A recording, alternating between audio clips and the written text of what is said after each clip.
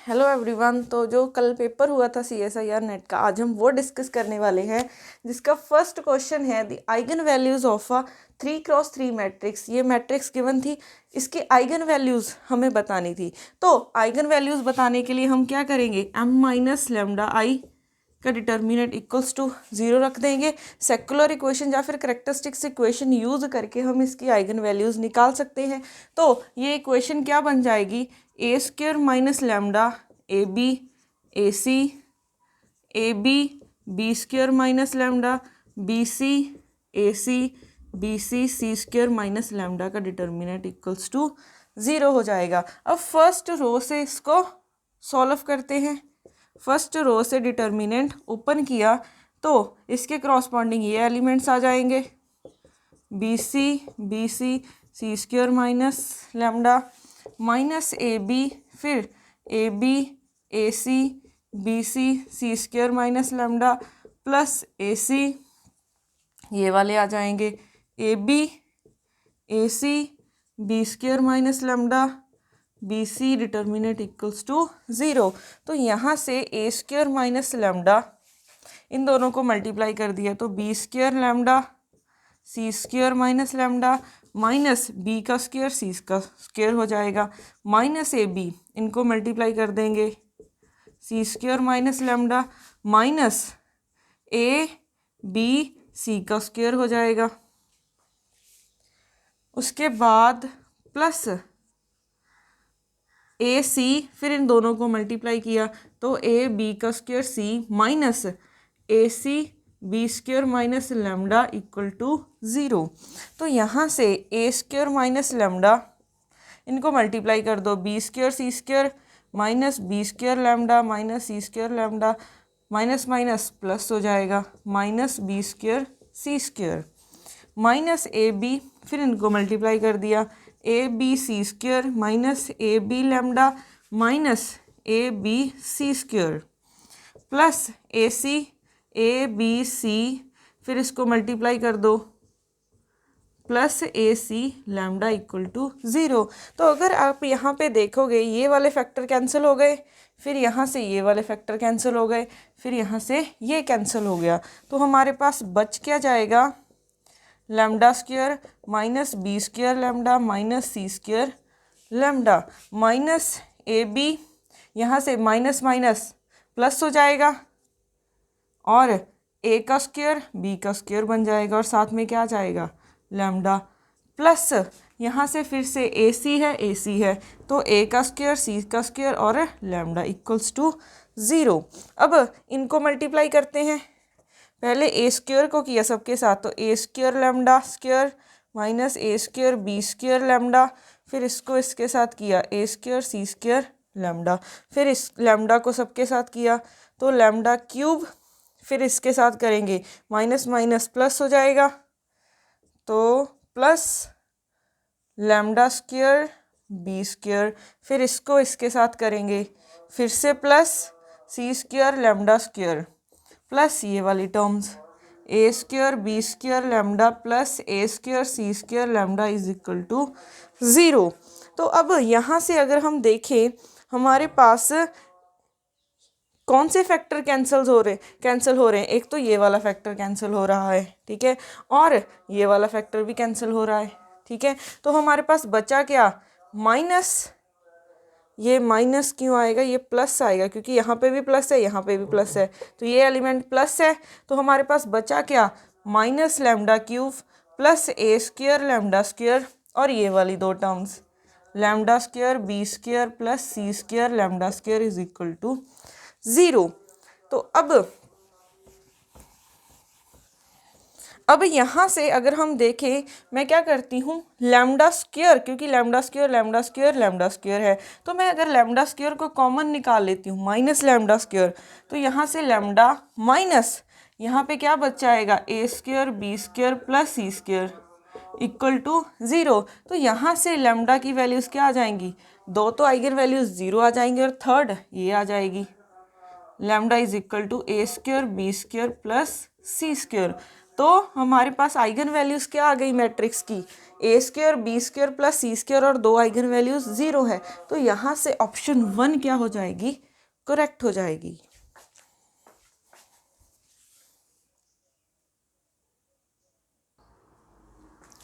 तो हमारा next question है कि एक हैमिल्टोनियन गिवन था और n नॉन इंटरेक्टिंग पार्टिकल है जिसका मास m है इन 1 डायमेंशन, और हमें एवरेज इंटरनल एनर्जी पूछी गई थी। तो यहाँ पे हमारे पास बात हो रही है 1 डायमेंशन में, ठीक है, ये n पार्टिकल्स हैं तभी यहाँ पे समेशन लगा है। तो अगर हम एक पार्टिकल की बात करें तो हमारे पास हैमिल्टोनियन क्या हो जाएगा, p²/2m प्लस λ/4 x⁴। हम एक के लिए निकालते हैं, फिर n पार्टिकल्स के लिए क्या कर देंगे, n कर देंगे, तो n पार्टिकल्स के लिए फाइंड कर लेंगे। अब यहाँ पे जब भी एवरेज इंटरनल एनर्जी निकालनी हो तो हम इक्विपार्टीशन थ्योरम यूज़ करते हैं, ठीक है। और इक्विपार्टीशन थ्योरम कब यूज़ करते हैं, जब हमारे पास क्वाड्रेटिक टर्म्स होती हैं, क्योंकि each quadratic term half KBT contribute करती है। तो यहाँ से ये तो क्वाड्रेटिक टर्म है, बट यहाँ पे ये क्वाड्रेटिक टर्म नहीं है, तो यहाँ पे हम इक्विपार्टीशन थ्योरम नहीं लगा सकते। तो एवरेज एनर्जी निकालने के लिए हम क्या करेंगे, यहाँ पे पार्टीशन फंक्शन यूज़ करके इसकी वैल्यू निकालेंगे। तो हमारे पास जो एवरेज एनर्जी होती है वो उसका फॉर्मूला होता है KT²। यहाँ पे KB आएगा, KB क्या है, बोल्ट्जमैन कांस्टेंट, T टेम्परेचर है, _T ln Q। और हमने क्या करना है, Q हमारे पास पार्टीशन फंक्शन है, पार्टीशन फंक्शन का लॉग लिया, फिर उसका टेम्परेचर के साथ डेरिवेटिव कर देंगे, तो हमारे पास क्या आ जाएगा, एवरेज इंटरनल एनर्जी आ जाएगी। तो जब भी हमारे पास नॉन क्वाड्रेटिक टर्म्स आती हैं तो हम पार्टीशन फंक्शन यूज़ करके एवरेज एनर्जी या फिर स्पेसिफिक हीट निकाल सकते हैं। तो अब अगर पार्टीशन फंक्शन निकालना है, ठीक है, तो पार्टीशन फंक्शन के लिए ये क्या है, हमारा एक कॉन्टिन्यूस का केस है। तो पार्टीशन फंक्शन गिवन है हमें 1 डायमेंशन में, तो ये क्या हो जाएगा, 1/h, यहाँ से e⁻−βh dp और dq। यहाँ पे 1 डायमेंशन की बात है तो यहाँ पे dq की जगह पे मैं क्या लिखती हूँ, dx। अब h की वैल्यू पुट कर दो, 1/h, तो h की वैल्यू पुट करते हैं e⁻−βh p²/2m प्लस λ/4 x⁴, और यहाँ पे dp dx। अब हमारे पास जो बीटा है वो बीटा है क्या, बीटा की वैल्यू होती है 1/KBT, ठीक है। तो यहाँ से ये हमारे पास पार्टीशन फंक्शन क्या हो जाएगा, 1/h e⁻p²/2mkt, ठीक है, और यहाँ पे dp, और यहाँ पे हमने क्या किया, मोमेंटम वाली एक तरफ कर ली इंटीग्रेशन और x वाली एक तरफ कर ली, तो e⁻−λx⁴/4 और यहाँ पे dx। अब अगर हमने इंटीग्रेशन करनी है तो हमें लिमिट्स पता होनी चाहिए। अब उन्होंने क्या दे दिया कि 1 डायमेंशन में है, ठीक है, 1 डायमेंशन में है, तो वो क्या हो सकता है, वो x पॉजिटिव में भी हो सकते हैं, वो x नेगेटिव में भी हो सकते हैं, ठीक है। तो x की लिमिट्स -∞ टू +∞। सिमिलरली मोमेंटम की क्या हो सकती हैं, वो पॉजिटिव डायरेक्शन में भी हो सकता है, नेगेटिव में भी हो सकता है। तो यहाँ पे दोनों की लिमिट्स -∞ टू +∞ हो जाएंगी। तो अब अगर हम इसकी इंटीग्रेशन करें, ठीक है, इसकी इंटीग्रेशन हमारे पास होती है √2mkt, यहाँ पे साथ में पाई आता है, पाई KT। इसकी अगर हम इंटीग्रेशन करेंगे तो हमारे पास √2m पाई KT आ जाएगा। अगर हम इसको सॉल्व भी करें तो हमारे पास इसको सॉल्व करने का एक फॉर्मूला होता है, वो फॉर्मूला होता है कि अगर -∞ टू +∞ है, e⁻x alpha times x², e⁻−α और यहाँ पे x⁴n होता है और साथ में dx। इसकी इंटीग्रेशन किसके इक्वल हो जाती है, Γ(n+1/2) डिवाइडेड बाई α⁴n+1/2। 2। अब यहाँ पे कोई भी x वाली टर्म तो है ही नहीं साथ में, ठीक है। अब यहाँ पे x की जगह पे p है, सेम ही बात है, ठीक है। अब यहाँ पे कोई p वाली टर्म तो है ही नहीं, मीन्स x वाली कोई अगर टर्म नहीं है तो यहाँ पे n की वैल्यू 0 कर दोगे तो किसी की भी वैल्यू 0 1 होती है, तो n की वैल्यू 0 रखो तो minus infinite to plus infinite E raise to power minus alpha X square, यहाँ पे X raise to power 0 1 D X is equal to यहाँ पे n की वैल्यू 0 तो gamma of 1/2 alpha raise to power 1/2 और gamma of 1/2 कितना होता है √π divided by alpha raise to power 1/2।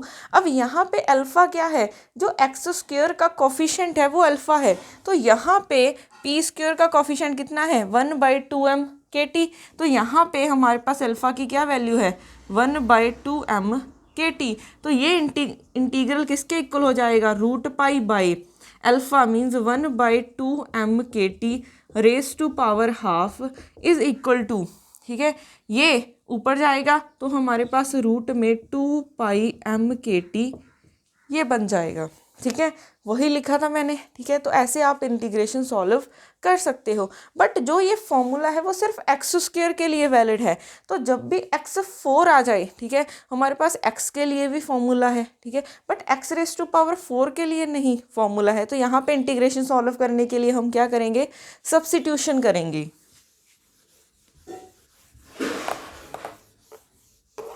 तो हम क्या करते हैं,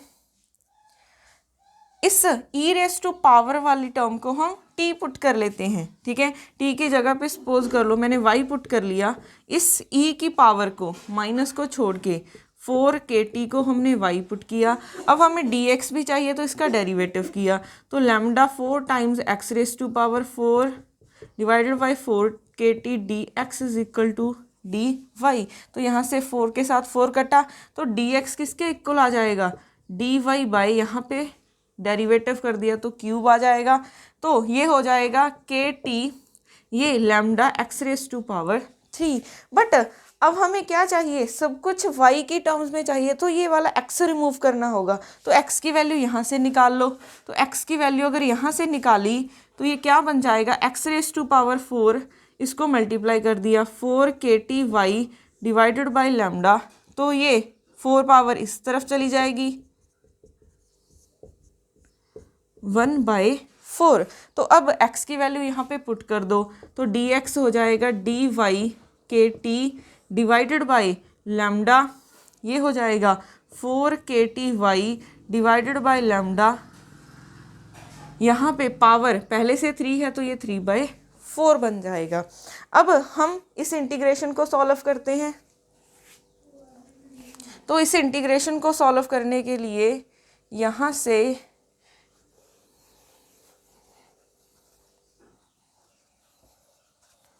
minus infinite to plus infinite E raise to power minus Y D X की वैल्यू ये आ जाएगी dy kT divided by lambda 4 kT y divided by lambda raise to power 3/4, ठीक है, ये बन गया हमारे पास। अब हमारे पास वेरिएबल कौन से हैं, सिर्फ y वाले, और बाकी टर्म्स को हम बाहर निकाल सकते हैं, तो ये हो जाएगा हमारे पास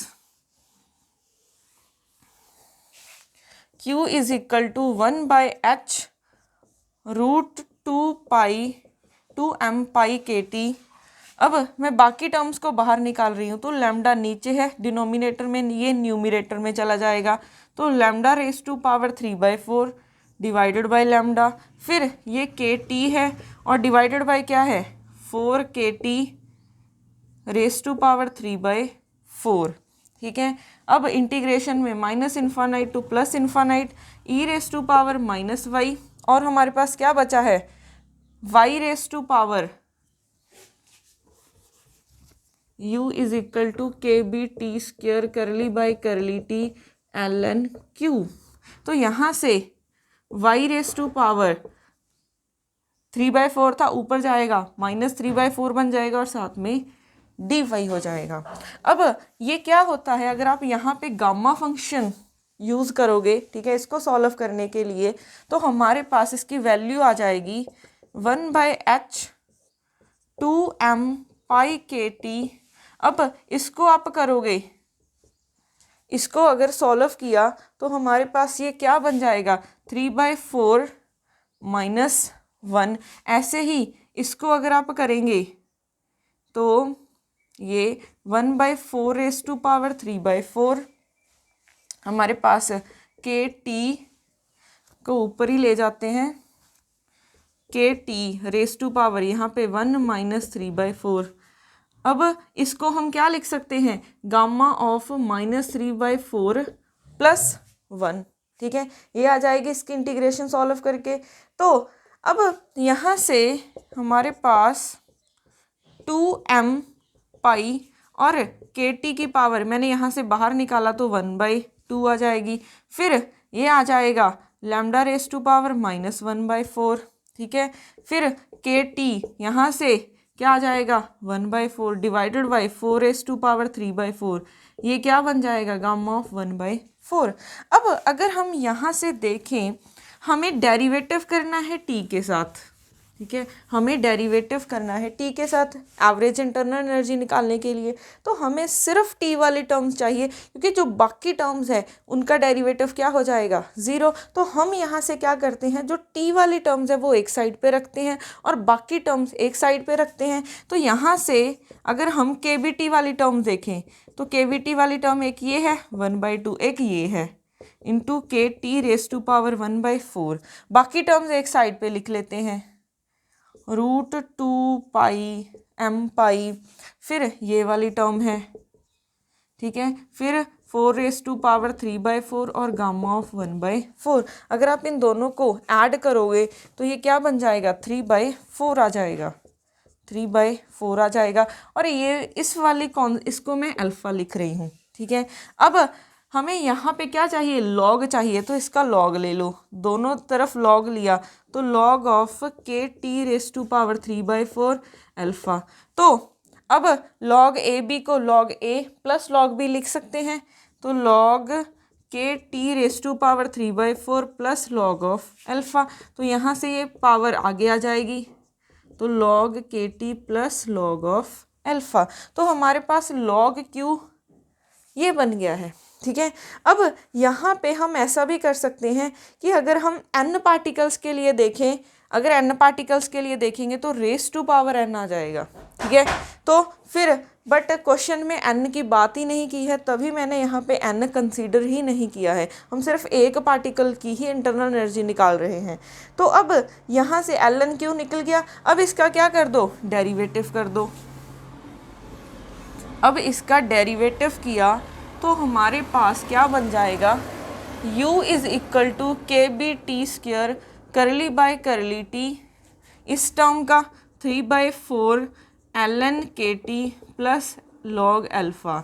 तो यहाँ से डेरिवेटिव कर दो, 3/4 लॉग का डेरिवेटिव 1/kt इंटू लॉग छोड़ के डेरिवेटिव करेंगे तो के, इसका डेरिवेटिव 0 आ जाएगा। तो के साथ के कैंसिल और यहाँ से एक टी के साथ एक ये कैंसिल, तो 3/4 के बी टी आ जाएगा। ठीक है, तो ये हमारी एवरेज इंटरनल एनर्जी आ जाएगी। तो यहाँ से ऑप्शन बी हमारी करेक्ट हो जाएगी।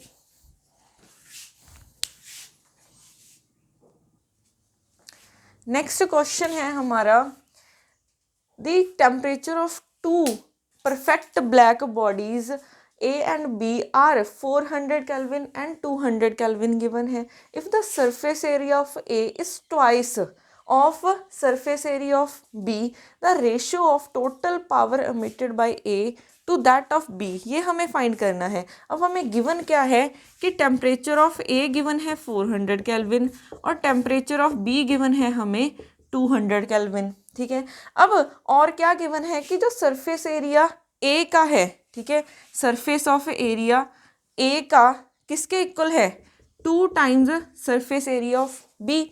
अब और क्या गिवन है, हमें रेशियो फाइंड करनी है, power of A divided by power of B, ये रेशियो फाइंड करनी है। अब क्वेश्चन में क्या गिवन था, ब्लैक बॉडीज। तो ब्लैक बॉडीज के लिए फर्स्ट कॉन्सेप्ट ही आता है स्टीफन्स लॉ। अगर हम देखें स्टीफन्स लॉ क्या कहता है कि जो इंटेंसिटी होती है वो डायरेक्टली प्रोपोर्शनल होती है टी रेज़ टू पावर 4 के। ठीक है, फोर्थ पावर ऑफ टी। तो यहाँ से कांस्टेंट ऑफ प्रोपोर्शनैलिटी हटाओगे तो अल्फा सिग्मा लगा दिया मैंने, ठीक है। अब इंटेंसिटी किसके इक्वल होती है, power per unit area is equal to sigma T raise to power 4।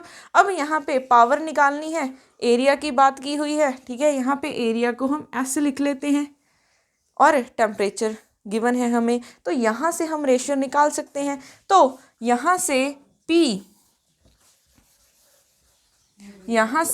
P first body के लिए लिखा PA/SA डिवाइडेड बाय PB/SB, ये किसके इक्वल हो जाएगा, sigma TA raise to power 4 sigma TB raise to power 4। तो ये सिग्मा से सिग्मा कैंसिल हो जाएंगे, यहाँ से PA/PB इंटू यहाँ से SB/SA is equal to TA raise to power 4 और TB रेस टू पावर 4। तो यहाँ से इसकी वैल्यूज़ पुट करते हैं, तो PA/PB इंटू यहाँ से SB की तो हमें वैल्यू नहीं गिवन, बट SA को हम 2 टाइम्स SB लिख सकते हैं, 2 times SB is equal to, इसकी वैल्यू पुट कर दो, TA की कितनी है 400 divided by 200 raise to power कितना है 4।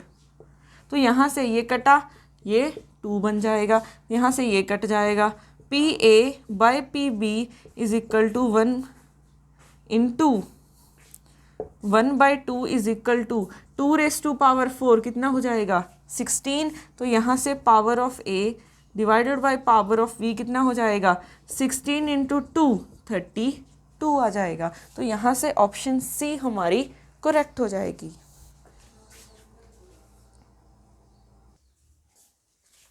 नेक्स्ट क्वेश्चन है हमारे पास the Hamiltonian of a system of 3 spins.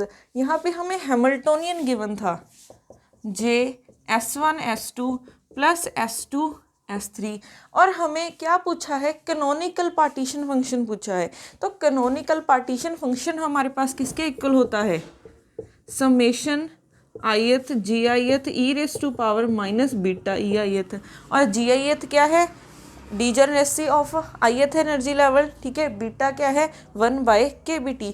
तो हमें एनर्जी की वैल्यू चाहिए, ठीक है। एनर्जी मीन्स हमें यहाँ पे हैमिल्टोनियन एनर्जी के इक्वल होता है, तो हमें यहाँ पे एनर्जीज की वैल्यू चाहिए और हमें एस की SIth हमें गिवन है +-1 और ith 1 2 3 जा रहा है, मीन्स S1 की वैल्यू +-1 हो सकती है, S2 की वैल्यू +-1 हो सकती है, सिमिलरली S3 की वैल्यू भी +-1 हो सकती है। तो हमारे पास डिफरेंट केसेस क्या बन जाएंगे, 2 इसके, ठीक है।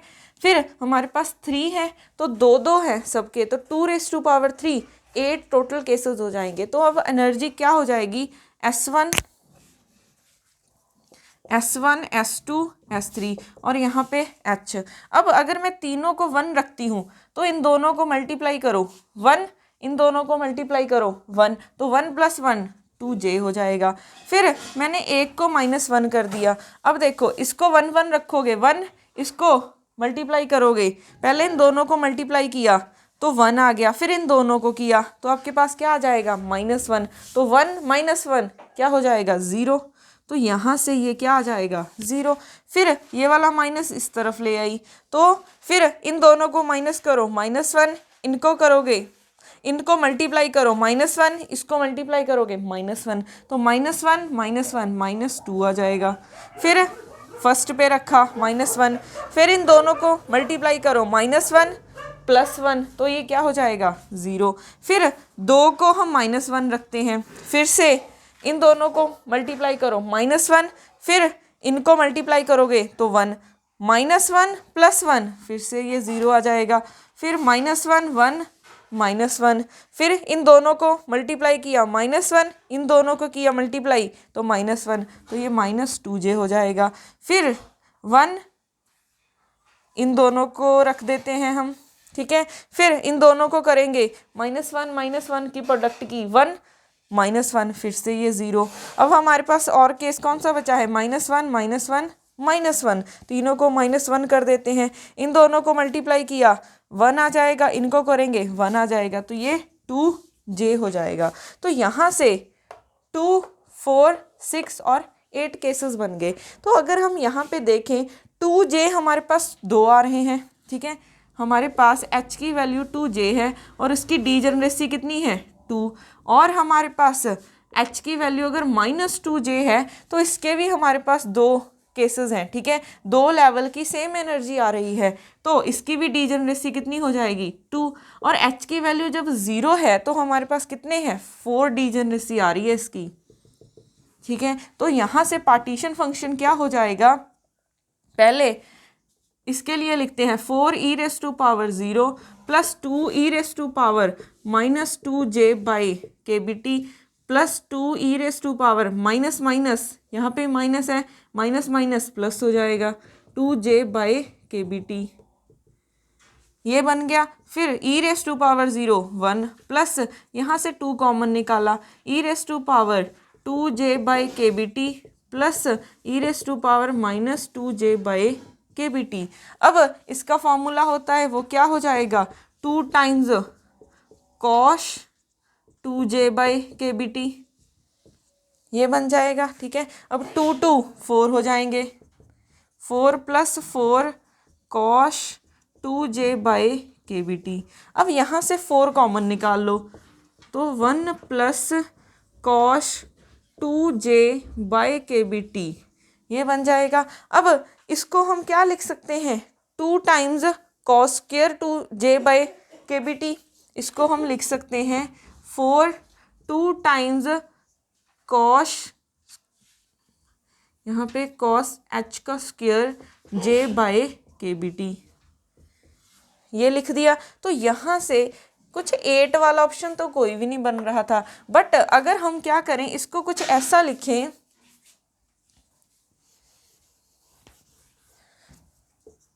मैं क्या करती हूँ 2 को बाहर निकाला 2 cos j/kBt, ये क्या हो जाएगा स्क्वायर कर दूँ तो 4 बन जाएगा, 4 × 2 8, इसका स्क्वायर तो है ही यहाँ पे, तो हमारे पास यहाँ से ऑप्शन बी क्या हो जाएगी करेक्ट हो जाएगी। ये मैंने कैसे लिखा, क्योंकि हमारे पास अगर आप कॉस का, ठीक है, कॉस h कॉस हाइपरबोलिक का स्क्वायर करोगे तो किसके इक्वल लिख सकती हूँ मैं 1 + cos 2j/kBt डिवाइडेड बाई 2, वो 2 यहाँ पे मल्टीप्लाई हो जाएगा क्योंकि यहाँ पे डिनोमिनेटर में कोई भी टर्म प्रेजेंट नहीं है। तो ऐसे हमारे पास ऑप्शन बी करेक्ट हो जाना था।